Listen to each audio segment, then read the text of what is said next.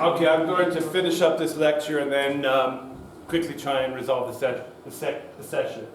I wanted to just put things into a little bit of context about the debt structure, and I have talked an awful lot about it, and bonds and bank borrowing and the idea about a cash flow business. And the reality is that construction companies take on huge amounts of debt, and just to get a picture of what this actually means, and to try to put it into context. What we have here are 3 different years, so each color represents a different year, and what I'm actually showing here is something called the debt to equity ratio. Debt to equity ratio means the amount of assets that a construction has divided by their debts. And what this says is that for general contractors, they have 3 times the amount of debt as they do assets. So they might own a building, they might own some equipment, they might have goodwill, they could have some patents, but whatever they have as assets is far outweighed by the amount of debt that they have to take on. So they're highly leveraged companies. That's why often they disappear so quickly. 100-year-old companies just, if they don't get the repay, if they do 2 or 3, 4 bad projects in a row, they could be history. And of course, some of the less risky ones, the ones with less debt, would be in the civil area or electrical, mechanical. They require less capital in order to perform their functions. They don't require renting heavy machinery or buying concrete or buying lots of materials or paying big forces of men. They're just so anyhow. The idea behind this debt, it's quite. You get used to, if you're not comfortable being in debt, this is not the right industry to be in. And there's another slide that I'd like to show you called creative accountancy, I've called. And the reason is, and I did mention this earlier, that there are different ways of accounting for finance and budget in a project, which can often seem misleading.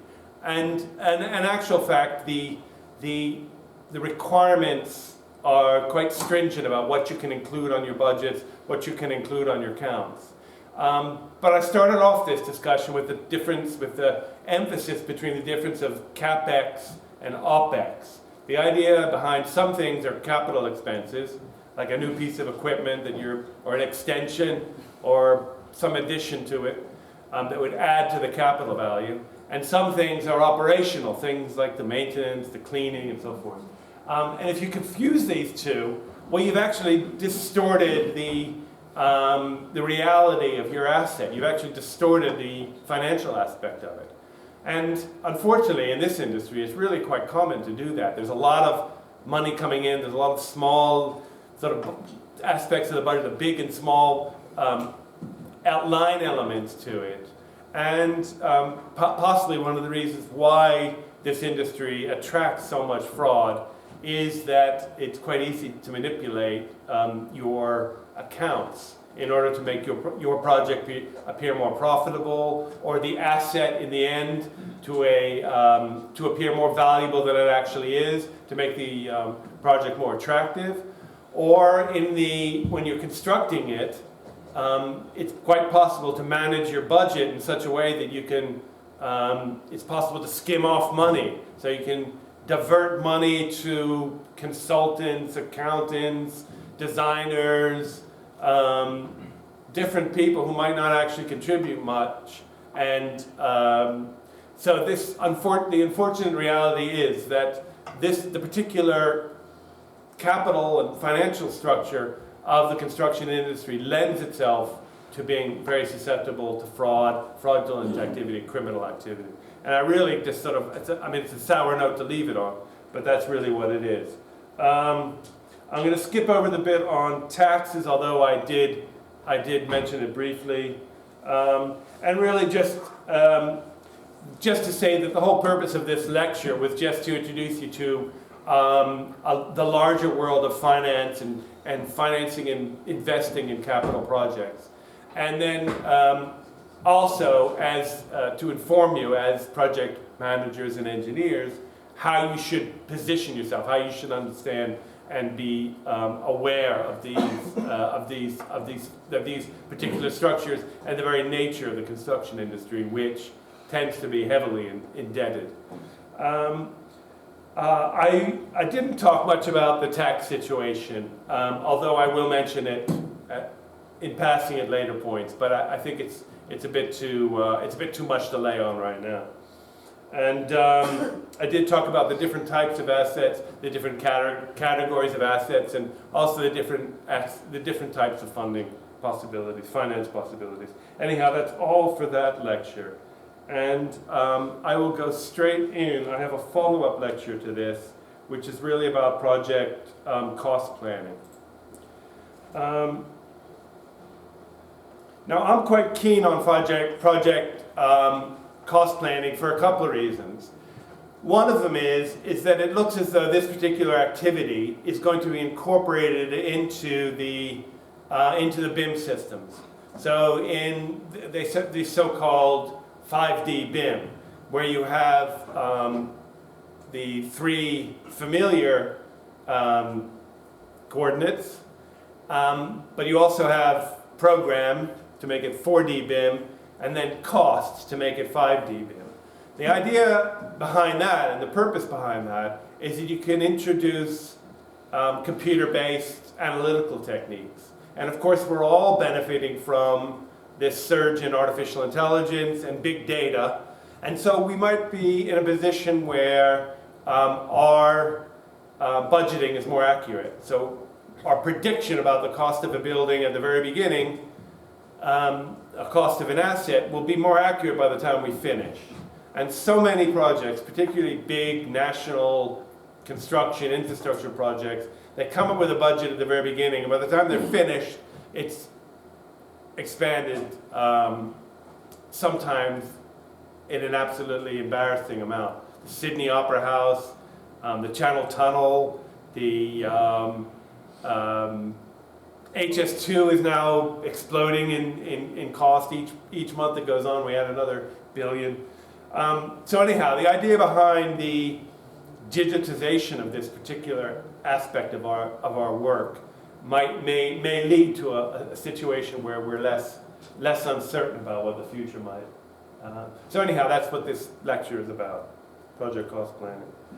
And just to say what I'm going to talk about, I'll talk as usual about some definitions. I'll talk about the activity itself in terms of the things that you are likely to be doing. I will, of course, reference the coursework that I've already given you, because there is an exercise about that. But mostly what I'm going to talk about is how this is linked with the financial arrangements, and also what hope we have for the digitization and the artificial intelligence. So the first thing I'm going to talk about is cost planning, what it actually means. And of course, we train in our department cost consultants or quantity surveyors. It's one of the biggest and oldest and most sort of successful departments, undergraduate departments in the country right now. And we've always been in the top rankings. And we pump out cost consultants pretty much that now sit on work in every construction company in this country. Every large construction company and every large consultant would have our QSs. And what the QSs do is benefit from the fact, their careers benefit from the fact that this is a continuous process. They're involved at the very beginning, the middle, and at the end, and then after the end. They're also involved whenever there's a dispute. And people bring their armies of cost consultants with them to the courthouse. Almost as many, there's probably more cost consultants, more QSs that show up than lawyers, which is great for us as a department. We have almost, for our undergraduates, we have almost complete employment by the time they're finished. It's one of the highest in the entire university. And that is because they're doing initial cost appraisals. So they're doing part of the business case, they're helping to build the business case. here's an asset, how much does it cost to build it? Can you help with the calculations about cash flow and whether it's going to be profitable? They do the elemental cost plan, which is what I've asked you to do for your assignment. Elemental cost plan is we have so much space devoted to this, that much space devoted to this, ceiling height of that amount, we have a gym here, we have a kitchen there. Add these elements together and give me a cost. You have the approximate quantities cost plan, which is really the phase from the end of the detailed design right through to the tender documents. The tender documents are those which are used by the various contractors and down the chain to down the supply chain to the subcontractors. We have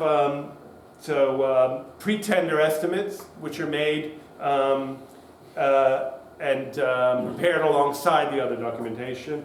We have tender pricing documents, which are quite distinct. It's part of the tender process itself. We have the contract sum, which is the agreed sort of sum that the contractor works with, that the contractor agrees with. The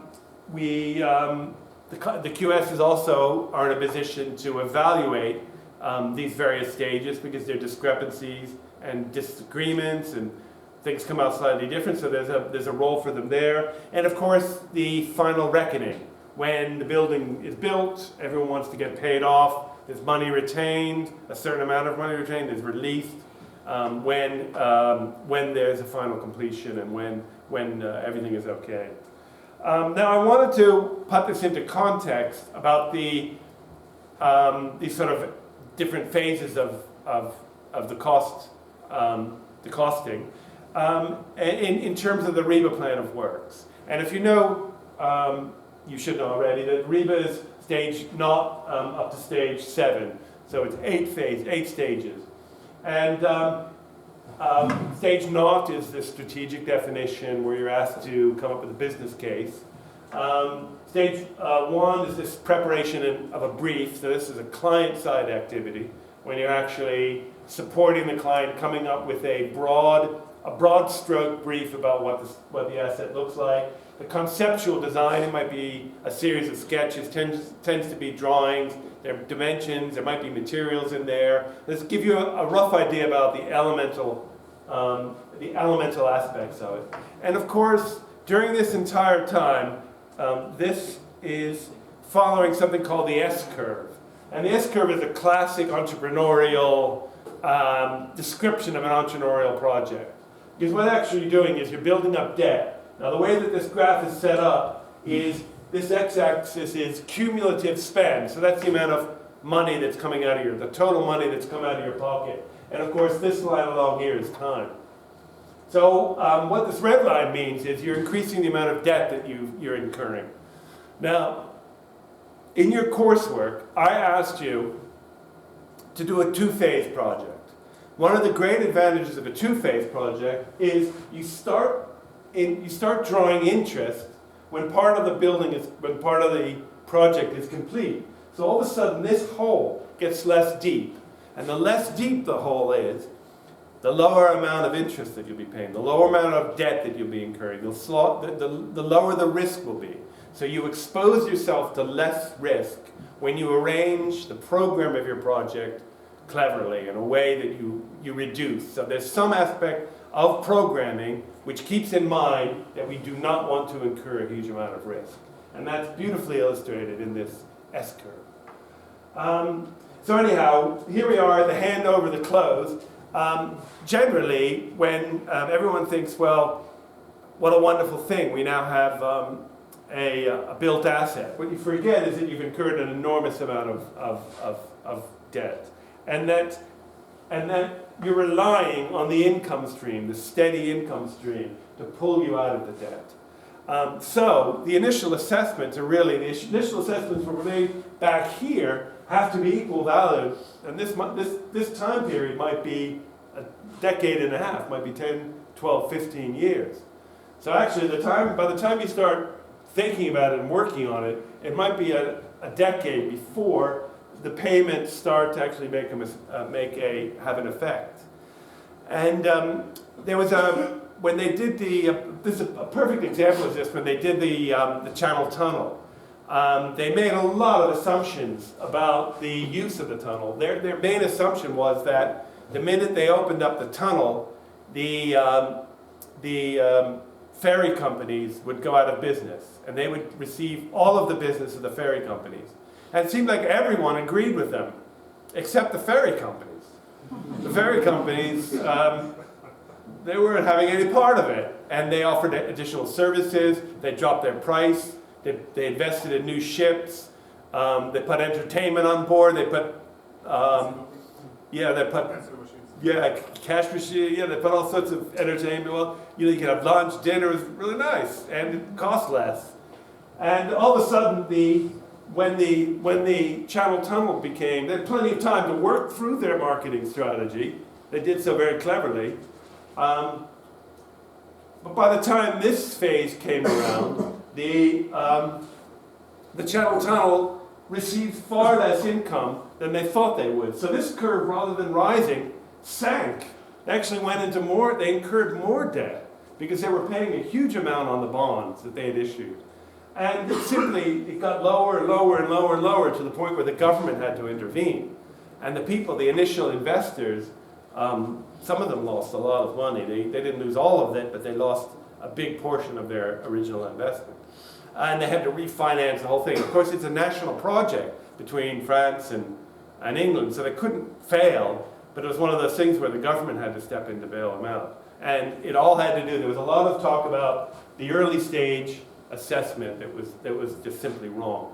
But I think that no one stopped to think about, no one stopped to question, their cash assessments. So they think everyone would be happy to pay £100 a trip, and the ferry companies were quite happy to offer a service of £30 or £40 a trip. Now, I'll talk a little bit about contractor financing. I'm going to skip over this slide and just go right to the graph here. And the top graph again shows the dollar or the pound amount on the y-axis, and along the x-axis is the time. So this is the contractor's expense over the duration of a 5-year project. And I really wanted to illustrate it because just to show of the amount of debt that's actually required. So what these steps indicate are the payment from the owner, from the client to the construction company. So if you see that it never actually makes it all the way to the top, it isn't until you get to the very end of the 5-year period when the payment exceeds the total expenses. So during the course, this yellow period right here, it represents the amount of debt that's incurred by the contractor. And in doing so, they incur a permanent and lasting cost that has to be recovered in the final payment. So it's quite possible for construction companies to actually find themselves in a permanent state of debt, and they never really realize their profits on an individual project until it's finished. It can last for years. So the idea behind the introduction of analytics is to somehow to narrow this amount of debt that you take on. In other words, to come up with more accurate and perhaps to improve the payment schedule so that it's more frequent, it's a little more realistic, there's less contingency involved. So you narrow down, you chip away at the things that cause debt, and you end up with, in the end, with higher profits for everyone around. And so this is sort of the concept behind improving the conditions for investment in the construction industry. I'm not quite sure why I put this in. This is sort of the overhead costings.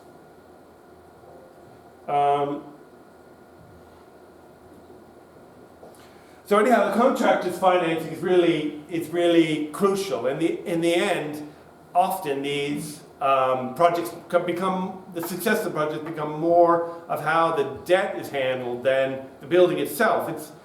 Their expertise is in constructing and putting up frames and cladding and fitting out and things like that. But in the end, the real success depends on how well they deal with their debt situation, how good they can negotiate reasonable terms for their repayment, flexibility in their terms, overdrafts, these kind of things. So they become better at negotiating than they do at actually building the buildings. Right, I'm going to skip over this. I'll skip over this as well. I'm going to go straight to this sort of estimation trumpet, and I think I'm going to kind of try and sort of summarize my feelings about this topic on this. So this is what's called a cost estimating trumpet. And what it is these red lines indicate some sort of variance in your estimate of your price of an asset. And it starts out, this is sort of the beginning of the project, and this is near the end of the project. And what happens is you develop the design, you get more information, you're able to improve the accuracy of your assessment. It's a little bit like a weather report. The closer you ask for a 5-day weather 5-day weather, advanced weather warnings, or 5-day weather announcements. So on the 5th day, it's probably not that good. On the 4th day, the first day is probably not that great. On the 2nd day, it's a lot better. On the 3rd day, it's better yet. The 4th day, by the time you get to the 5th day, well, you know precisely because it's actually happening. And that is the principle behind this trumpet. And what's interesting about the way that the field is evolving, the way that our field is evolving, is that this sort of trumpet can become narrower, mainly because we have a better grip on the prices, on the time it takes to incorporate new information in, the use of big data. If we knew about the cost of every sale of every brick in the country, or in France, then in Europe at least, then we'd have a much better picture if we had a detailed design. We know what the fluctuation in the price would be of that one particular component, and we could make allowances for it. It ends up, the price variation might not change, but we would have a much more accurate picture of it because we know it for sure what's happening.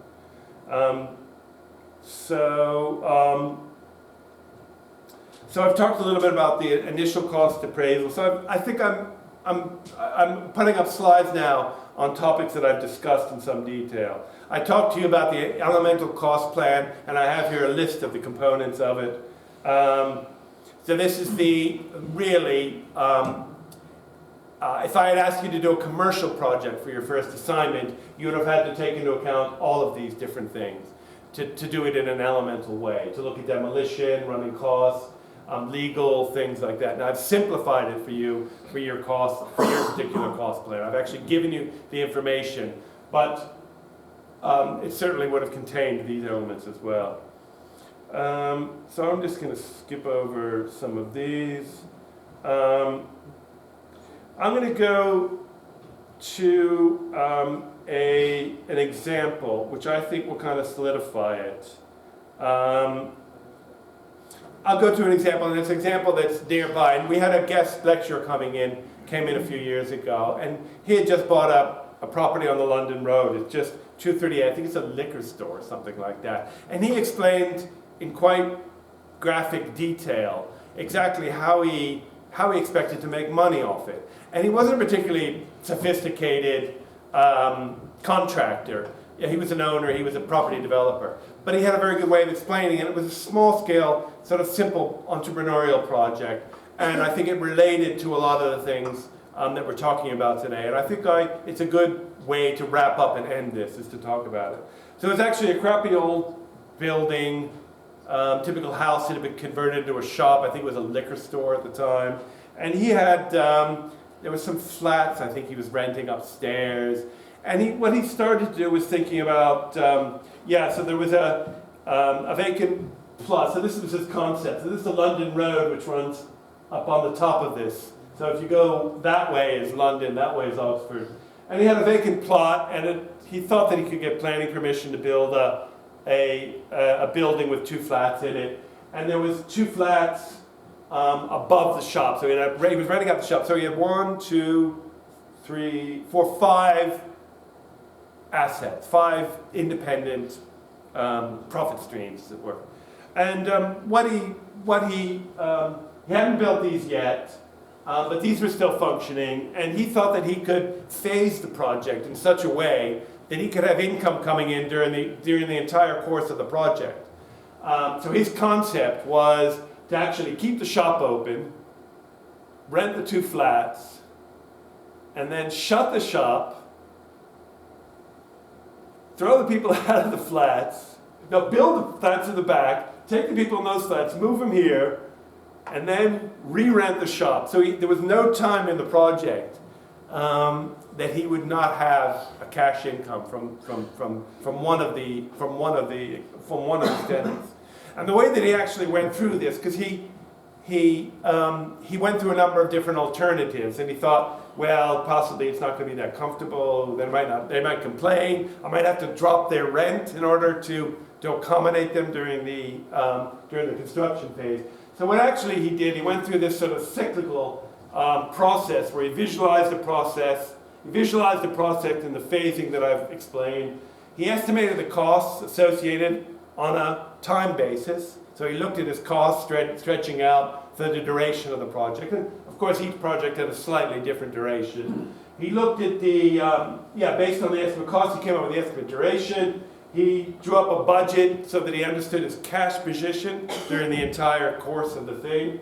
And then he estimated whether it was actually a profitable activity or not. At every phase, every iteration, every particular visualization, he estimated in the end whether it was going to be profitable or not. And then, of course, went through this a few times until he finally settled on something. And then at that point, he hired a contractor, he hired an architect, he got a project manager, and he started the project. And but anyhow, there was a schedule of costs he had to do. He was getting income from the rental. He needed to refurbish the retail space in order to rent it out to a higher paying tenant. And during the course of this, I think one of his tenants actually went broke. And so it was actually, the timing was perfect because he wanted to get rid of them anyhow. He was building new build costs, so he was building a new building, which is quite different than the refurbishment costs, and actually quite a different construction. He hired 2 different teams to do this. So anyhow, he organized the project, he did a cash flow, and he ended up with a long spreadsheet, a really wretched looking spreadsheet. And these things, the left-hand column are the number of weeks into the project. This is his debt curve. So this is his cumulative debt that he's taken on. And by the end of it, it's 52 weeks. By the end of the year, he is about £250,000 in debt. And this is the various, he's still collecting rent for various tenants, and he's still paying out quite a bit for construction costs, for architects. He had to pay off his tenants at some point because they were complaining about the noise and the dust. So, and he borrowed the money, so he was continuously paying sort of mortgage repayments. So he was sort of digging this big old hole for himself. And in the end, he ended up with this cash curve. And I think what he calculated was something like 18 years before he reached the break-even point. All things being equal, that's what happened. So here we go. This is the cash flow curve that I worked out. It was something like 800 weeks, which is something like 18 years or something. So what does it actually mean? So actually he did all these predictions based on what he thought were reasonable conditions. What he hadn't anticipated is that there would be a sudden increase in rentals in Oxford. It happened, I don't know, about 10 or 15 years ago. All of a sudden there was a step jump up. This used to be a cheap place to live. You could rent a place for, I don't know, $300 or $400 a month. And all of a sudden, within the space of a summer, it jumped up to $400 or $500. So it went up 20 or 30%. And it kept on increasing over 3 or 4 years. To the point where at some point, quite recently, we were up at sort of London prices. And all of a sudden, he had budgeted for a project that he thought would be, performing reasonably well under current conditions. Conditions changed, and I did talk to him recently about this particular asset. I don't like talking to him about it because it makes you miserable talking to a lot of people, too many people who made a lot of money. Yeah, but anyhow, he told me that this was one of his best investments ever. In terms of the turning profits, turning a built asset, planning it, scheduling it out. And I really wanted to leave you on that sort of positive note and end the lecture there. Now, before we quit, I would just like to spend a little bit of time talking about the coursework.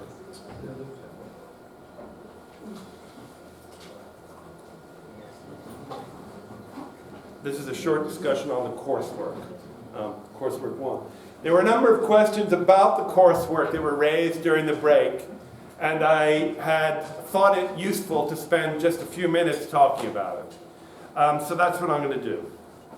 Now,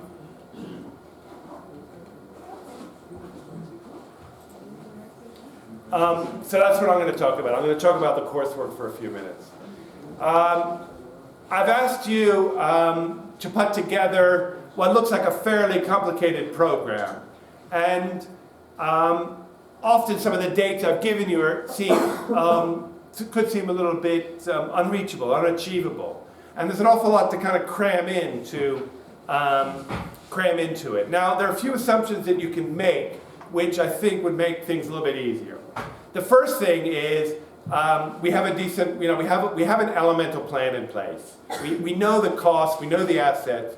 There's no detail. We can assume that there's no proper detailed plans, but we have some sort of planning permission. We've submitted, we've hired an architect, we've contracted with them. We've done sort of certain parts of the survey. And the reason for that is you're thinking, well, the project hasn't officially started. How can you start spending money?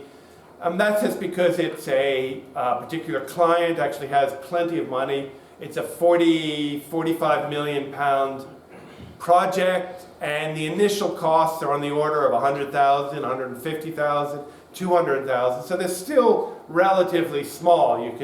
You can justify them based on a speculative nature. If the project were to fail, then such an early investment wouldn't be that significant.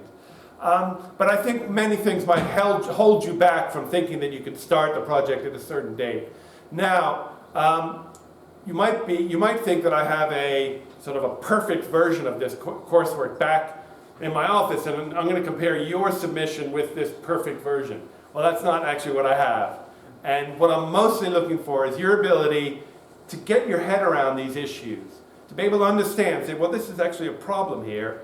I have a solution for it, or I'm not sure how this problem got going, but we have to deal with this problem. So it's your ability to really act as a project manager, to take some ownership and control of the project itself.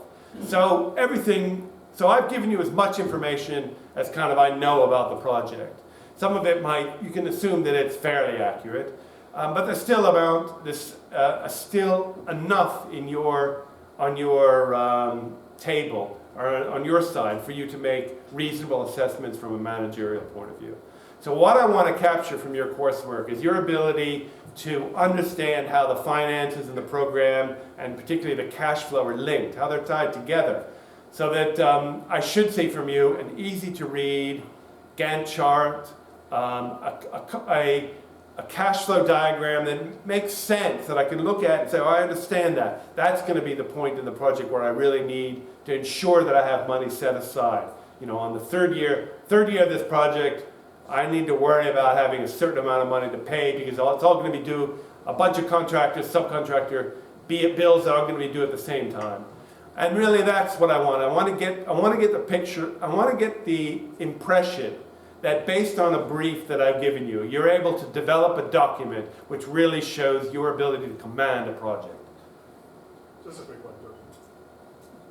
Instead of references, a bibliography is good because it's a proposal, isn't it? It's a proposal you're proposing, so you don't need to cite anything inside it. It's just analytical thinking with evaluations. You don't need to put any... Okay, this is bibliography. This is an academic report, and this is an academic document, and it's almost a given that your academic work, you will show some citations and references. So I expect you to produce something. It might be the cost plan, the way that you arrived at some element of the planning. I would expect you to include references. And I haven't actually specifically asked for it, and it's not in the grading grid, if I remember. However, it is an academic document, so if you do include references, I'm not expecting a lot of them, but they would not be out of place if you were to put them there. How's that for an answer? Any other questions? Thank you very much for your attention.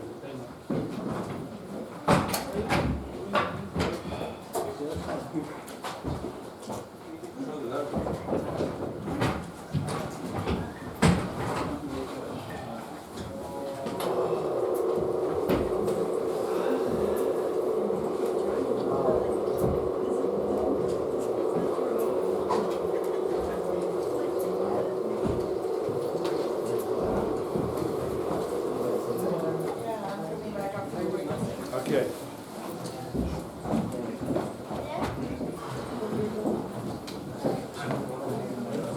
Thanks.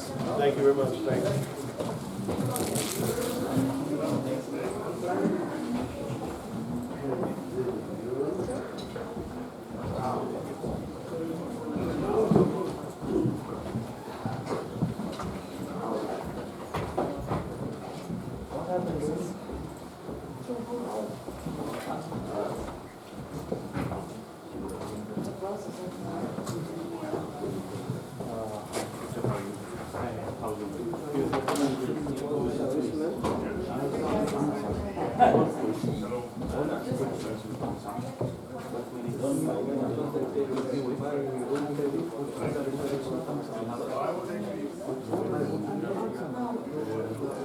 There was some fault. What did you get on the quiz? Can you send me that email? You sent me one already. No. Could you send me an email? Yeah, I'll look into it. I might find some conversation. No way to tell.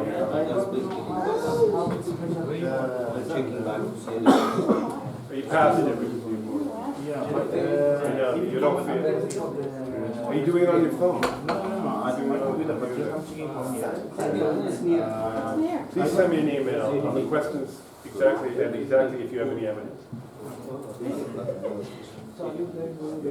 Yeah. I don't know, I want to discuss with her. Even with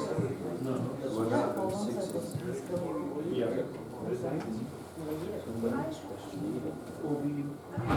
Yeah. Now. Take a selfie. No, I'm going to go for set. Come in.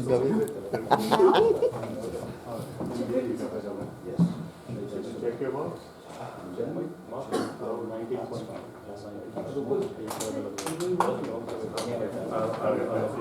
Can you send me an email? Yeah, I'll make it. What did you get on the quiz?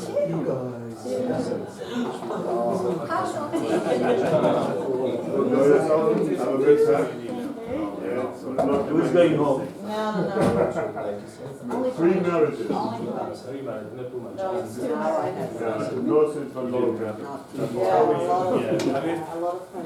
You did well. And a bunch of ideas as well. I think we had bad luck. It didn't calculate things properly. It didn't throw people out. It was unstable. Why is that? It's like before marriage,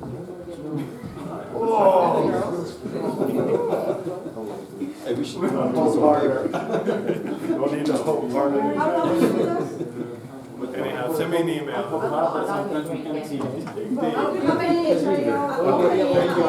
Thank you for your attention. Oh, yeah. Yeah. But I didn't just, you can change I'm a different the approach. answers because